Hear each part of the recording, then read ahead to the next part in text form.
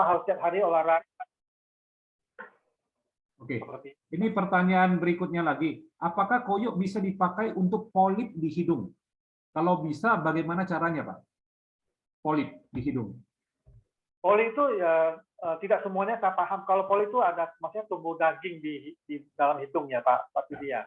Ya, jadi pertanyaan ini dari RD Ardi Rahindraja. Saya nggak tahu ibu atau bapak ini, tapi pertanyaannya apakah koyo bisa dipakai untuk polip di hidung? Mungkin kalau cuma ditempel di depan bisa ya, tempel di batang hidungnya. Kita dijelaskan bahwa koyo itu alat bantu, Alat bantu ya. Pelihara kesehatan. Jadi kalau yang sudah namanya ada timbul penyakit, timbul polip ya poli apa-apa, itu dia seberapa jauh, seberapa besar dia bisa membantu sampai berapa persen kita nggak tahu, mesti dicoba. Ya kalau seperti itu ya tempelnya di daerah sekitar hidung. Tapi harusnya pergi konsultasi dulu ke dokter atau di ronsen dulu ya. Biar kita jelaskan dulu penyakitnya apa ya. Nah, apa yang mesti dicek ke dokter. Ya betul. Oke. Jadi ya ini masih pertanyaannya seputar koyo nih. Jadi koyo ini sebetulnya udah dianggap nih sebagai obat nih. Jadi dari Ibu Sari ini, apakah koyo atomi bisa untuk mengobati asam urat, rematik, sendi lutut sakit dan nyeri? Kita selalu dianjurkan diminta perusahaan ya untuk selalu mengatakan semua produk suplemen itu membantu memperbaiki. Kita sangat tidak boleh secara iklan mengatakan mengobati karena bisa melanggar peraturan undang-undang kesehatan atau apa. Apalagi di Taiwan semua produk suplemen pun mereka waktu menjelaskan tidak boleh mengeluarkan kata-kata mengobati karena mengobati itu adalah wilayah dunia medis.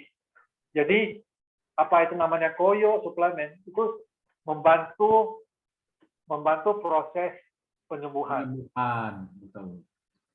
Oke, jadi Bapak Ibu semuanya, jadi ini ya kalau pertanyaan apakah koyo bisa menyembuhkan ini itu tidak ya, tidak seperti itu ya. Tapi koyo bisa membantu penyembuhan dari penyakit, membantu penyembuhan ya. Tapi bukan berarti pakai koyo ini apapun penyakitnya sembuh. Itu juga sama aja dengan pertanyaan orang kepada hemohim. Apakah hemohim bisa menyembuhkan ABCD penyakit enggak? Waduh, itu kan hemohim juga sama. Hemohim adalah suplemen ya di mana untuk membantu tubuh kita menyembuhkan dirinya sendiri. Kalau dari konsepnya Pak Satya ini adalah self healing ya, self healing dia bisa membantu. Tetapi kita harus lihat dulu case per case-nya dulu. Misalnya katakan misalnya ada contoh tadi ada orang polip di hidung, ya sebaiknya cek dulu ke dokter, di ronsen dulu, kita tahu dulu permasalahannya apa, seberapa besar polipnya, apakah perlu dioperasi atau hanya minum obat aja sembuh, nah itu kita perlu tahu. Tetapi kalau apakah koyo bisa ditempel di bagian-bagian yang sakit di tubuh bagian luar ya Pak ya, itu pertanyaannya bisa ya Pak ya? Ya, jadi kan koyo itu pemakaian di luar, dari pemakaian herba-herba itu masuk ke tubuh, terus seberapa besar dia bisa mempengaruhi membantu penyembuhannya, ya itu kita tidak bisa memastikan, tapi yang jelas dia ikut membantu penyembuhan. Kalau bisa dengan tambahan berobat ke dokter, minum obat dan sebagainya, pasti dia ikut mensempurnakannya, ikut menyembuhkannya. Kalau untuk yang kasus ringan-ringan seperti masuk angin, pilek, batuk, masuk angin, pegal-pegal, pasti koyo itu sangat membantu. Ya itu benar sekali Pak Satya, karena orang rumah saya kalau dikit-dikit kalau ada sedikit pilek anak sama orang tua, kita potong kecil tempel di hidung Pak, lega. Ya. Itu terus kalau pusing-pusing gitu kan, kita tempel di kepala ya kan, tempel di jidat sini, enak. Kadang-kadang saya juga suka tempel di telapak kaki Pak, jadi itu rasanya enak tidur. Nah itu terbantu, jadi kita terbantu dengan koyo, karena koyo ini sih udah pasti ada khasiatnya membantu kesehatan tubuh kita pasti. Ya, makanya koyo ini bisa menjadi salah satu produk terlaris dari Atomi. Ya, seperti itu ya saya rangkumkan ya. Kalau pertanyaan yang ada mirip-mirip saya nggak akan tanyakan lagi ya, karena menghemat waktu. Waktu kita tinggal 10 menit lagi ya Bapak Ibu. Nah, kemudian, kalau saya boleh tambah, pada saat yang tepuk-tepuk bagian siku ini kenapa selalu saya tekankan? Ini adalah sebuah pertolongan pertama kalau ada orang kena serangan jantung, tiba-tiba dia sesak, dia seperti mau pingsan, itu kita bisa bantu tepuk sini loh. Bisa kembali sadar dia ya, jadi Pak ya. Itu sudah banyak case seperti itu. Nanti waktu dia bangun dia kesakitan karena banyak biru-birunya keluar. Oke. Wah, ini tips yang luar biasa ya, sharing yang luar biasa sekali dari Pak Satya untuk kita ya. Mana tahu kalau ketemu, kita kan nggak pernah tahu. Kadang-kadang ketemu orang dengan masalah seperti itu, kita bisa membantu menyelamatkan orang tersebut dengan teknik tepuk-tepuk. Nah, terus ini ada pertanyaan dari Ibu Rusiana. Apakah ilmu yang dimaksud adalah tapping? Karena Ibu ini pernah ditawari ikut terapi ini. Tapping. Tulisannya. Yang Bapak tulis sebut tapping ya atau stripping?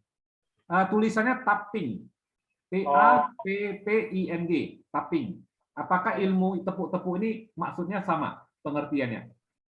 Semuanya mengarah ke, kalau tapping kalau nggak salah dia seperti gini loh, ya seperti ini. Dia seperti titik, dia apa istilahnya kalau begitu gerakannya? Dia bukan tepuk tapi dia pakai ini. Apa namanya dia maksudnya seperti ini? Ditotok istilahnya ya. Ditotok istilahnya. Ya, saya ingin mengatakan kalau ini kan dia tidak keluar sah, dia itu seperti merangsang titik-titik akupunturnya. Dan saya tahu itu pasti ada manfaatnya. Cuma dia bukan bagian dari tepuk-tepuk. Bukan ya Pak ya, berarti beda lah ya. Kalau tepuk-tepuk kan jelas tangan kita terbuka begini ya, agak sedikit dibulatin gitu ya. Dia tepuk di bagian-bagian yang sakit ya. Yang meridian ya, ada hubungan dengan meridian ke jantung ya. Oke. Kalau orang sakit kalau mahnya lagi kambuh, ya kita bisa bantu tepuk di bagian kakinya yang meridian lambung. Itu sangat terbantu. Nanti dia bisa keluar anginnya, terus dia bisa merasa nyaman. Dia bisa cepat proses penyembuhannya kalau ada keluhan sakit mah. Itu pertolongan yang sifatnya emergency bisa. Berarti kalau kita udah tepuk-tepuk semuanya langsung ditempel koyo itu bagus sekali Pak ya untuk bantu. Dia membantu meringankan keluar salnya tadi, juga membantu proses penyembuhannya lebih cepat. Mas kok hilang? Aku pencet. Oke, ini pertanyaannya sih semua sudah selesai. Bapak ada yang mau disimpulkan? Ada rangkuman dari Bapak? Oh, di sini ada satu Nah. peserta menanyakan tolong peragakan kalau bagaimana untuk yang sakit mah. Yang tadi saya bilang kalau sakit mah tepuknya di bagian kaki. Nah, di bagian kaki itu di lutut kita itu di bagian bawahnya 4 cm dari jari-jari itu ada sebuah titik namanya sultan. Itu adalah meridian, sepanjang itu meridian lambung. Saya tunjukkan ya. Ya, Bapak tunjukkan silakan. Nah. Jadi kakinya harus saya naikkan ke kursi. Saya seperti ini. Maaf ya. Ini oke, posisinya mana ya? Ini lutut kita. Ini bagian lutut. Nah, kita kira 4 jari. Ini kaki kanan saya. Kanan ya. Dan kanan. Di tengah ini kan tulang kering. Di sininya. Kalau kita cari di Google bisa cari Google itu namanya sultan gitu. Dia ada titik di sini. Ini kita bisa tepuk, bisa dipijit. Selain titik ini sebenarnya dia sepanjang ini kaki ini semua adalah meridian lambung. Kita tepuk dia bisa keluar angin. Selain dari sini. Ya, kaki bagian luar, kiri kanan sama. Di sini. Di sininya ya. Ya. Ya. Ini sepintas. Nah. Oh, ini bisa membantu lambung, Pak ya? Ya, masalah lambung. Masalah lambung ya. Okay. Atau asam lambung segala yang berkaitan dengan perut dan berkaitan dengan lambung. Terima kasih Pak Satya. Ya. Pak Satya, saat ini hanya stay-nya di Tanjung Pinang atau kadang-kadang mampir ke Jakarta atau di kota lain? Nah, mana tahu nanti ada atau MIANS dari berbagai kota ini pas Pak Satya ada, mereka kan bisa kunjungi langsung.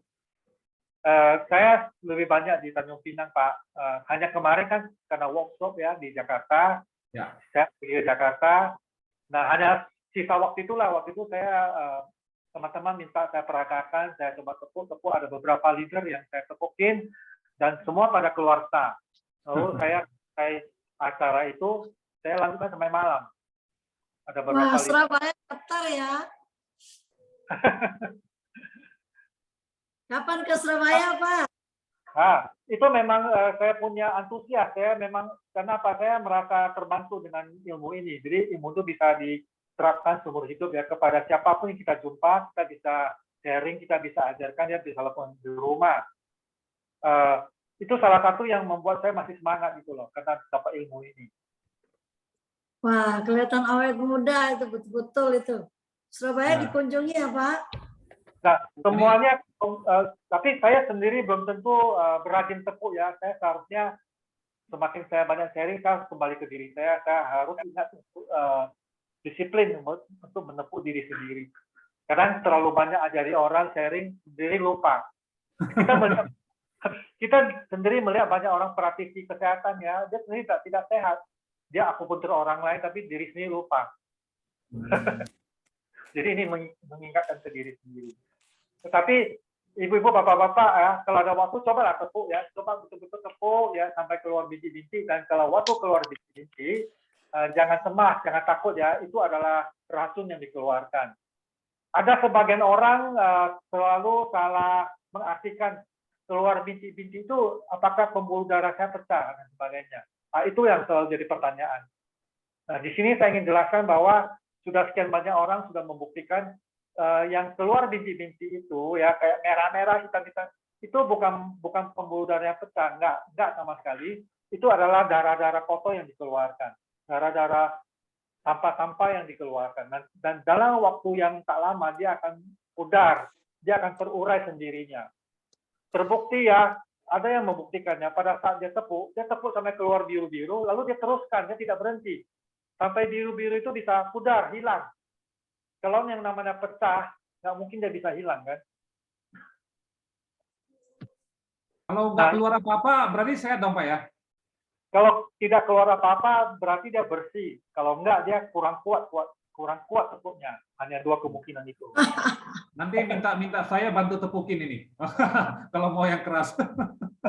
Pak, terus lagi, kalau kita selesai tepuk ini kan hangat ya, jangan cepat-cepat kena air.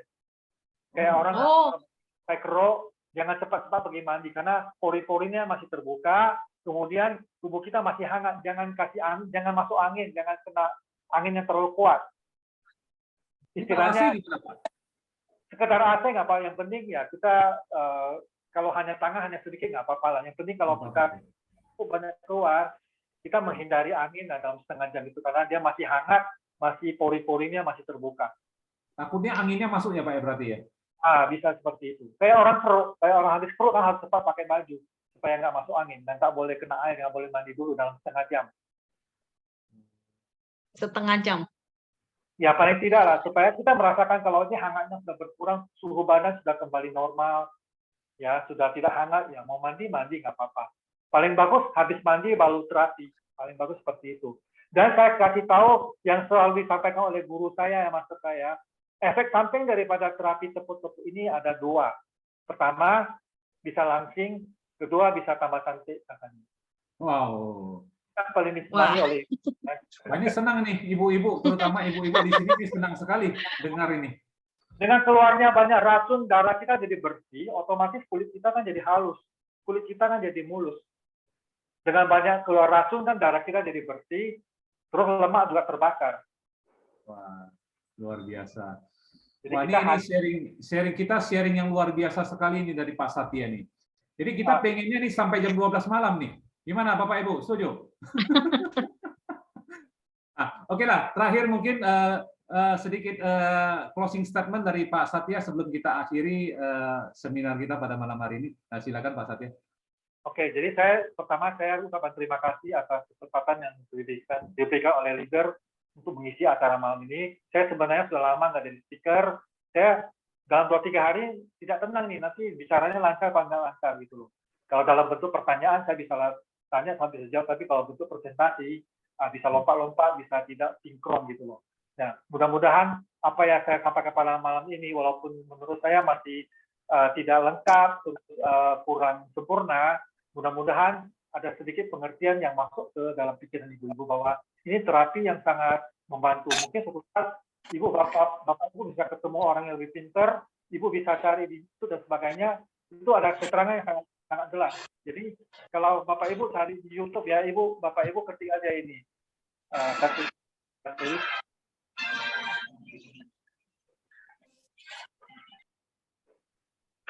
Bapak Ibu di YouTube ketik ini, Lajin Haita. Nanti dia keluar semua tuh seminar-seminarnya, praktek-prakteknya semua keluar, kasih kita lihat. Ya. Oke Pak Sudi, seperti itu. Oke, terima kasih banyak Pak Satya. Kita beri aplaus untuk Pak Satya. Saya mau dimaafkan, terima kasih semuanya. Selamat malam. Ya, kita beri tepuk tangan yang meriah untuk Pak Satya. Terima kasih Pak Satya, terima kasih. Selamat malam semuanya. Ya, kita malam ini sudah mendengarkan sharing yang begitu luar biasa dari Pak Satya. Jadi kapan-kapan nanti kita undang lagi ya Pak Satya ya. Kita atur kesempatan lagi ya. Siap ya Pak Satya ya. Wah, ya, pasti akan lebih ramai nih. Mudah-mudahan 2 kali lipat dari peserta pada malam hari ini. Alhamdulillah. Nah, seperti biasanya ketika kita memulai acara dengan moto atomi, maka kita akan mengakhiri acara seminar kita pada malam hari ini juga